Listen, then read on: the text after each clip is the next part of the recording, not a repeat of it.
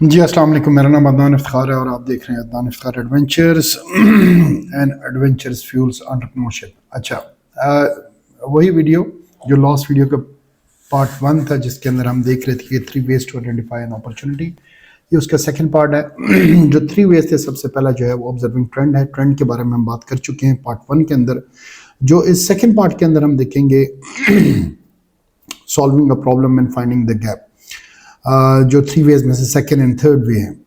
अच्छा, जो solving a problem already बाकी वीडियोस के अंदर जिक्र कर चुका हूँ मैं, और ऐसा ही है। जो प्रॉब्लम है वो एक एंटरप्रेन्योर के लिए अपॉर्चुनिटी बन जाती है अगर प्रॉब्लम मार्केट के अंदर एग्जिस्ट कर रहा है।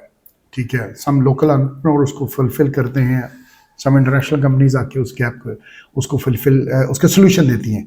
गैप के ऊपर हम आते हैं कि ऑलरेडी सोल्यूशन दिया हुआ है लोगों ने, ठीक है, लेकिन वो सोल्यूशन के अंदर वो काफ़ी नहीं है।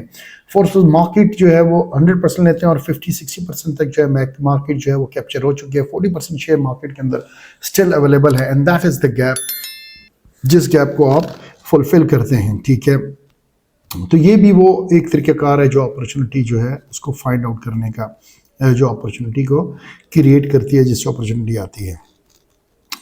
सॉल्विंग अ प्रॉब्लम की अगर हम बात करें, जो पाकिस्तान के अंदर करंट अगर हम कहें, बाज़ जगह पे इलेक्ट्रिसिटी क्राइसिस हैं, अभी नहीं काफ़ी अरसे से चल रहा है, लोड शेडिंग हो रही है।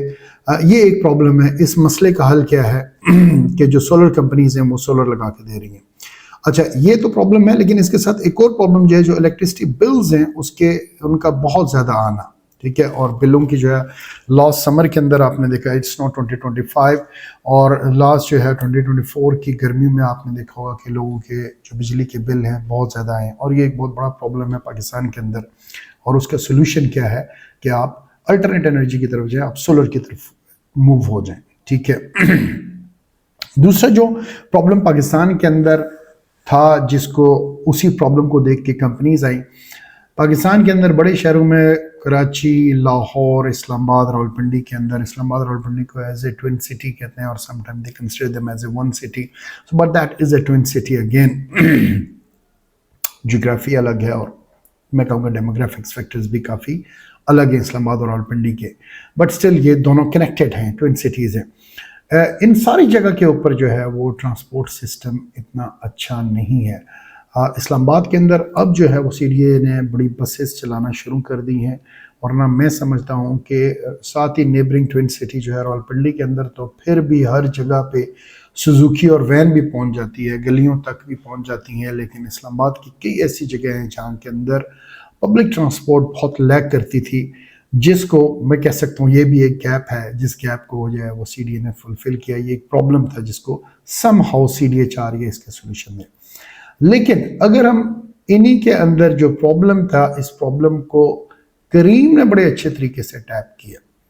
ठीक है, और करीम आपको पता है ये यूएई का स्टार्टअप है, और वो इस रीजन के अंदर आया, अपनी सर्विसेज को लेके आया, very similar to the Uber. बाज़ लोग कहते हैं इस इलाके में इस तरफ आता ही ना, इस रीजन की तरफ आता नहीं, क्योंकि जो बड़ी कंपनीज हैं वो चाहती नहीं है कि वो अपने कंपैटिटर्स को, जो यंग एंट्रेंट्स हैं या न्यू एंट्रेंट्स हैं, उनको एक फ्री हैंड दें और वो खुल के खेलें। तो दैट्स वाई ऊबर जो है वो इस रीजन के अंदर आया। खैर, बल्कि इवेंचुअली ऊबर ने एक्वायर कर लिया करीम को, और if I am not wrong 3.1 billion की एक्विजिशन हुई। ये 2 बिलियन की जब वर्थ थी, या 2 बिलियन से बात चलती आ रही थी, और इवेंचुअली जाके ऊबर ने उसको जो है वो करीम को एक्वायर किया।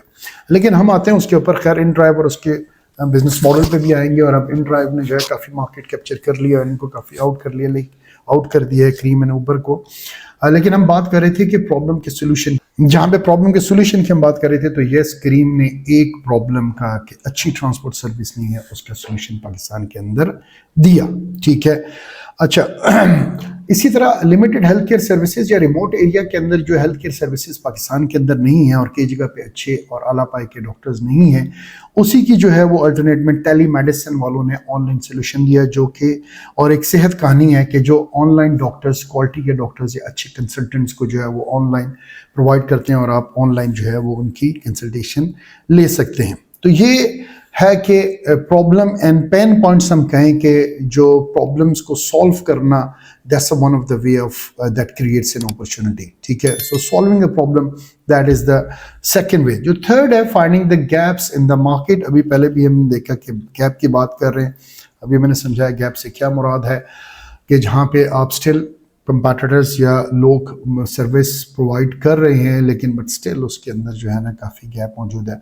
ऑनलाइन ई कॉमर्स के अंदर मैं अभी भी समझता हूँ बहुत ज़्यादा गैप मौजूद है पाकिस्तान की मार्केट के अंदर।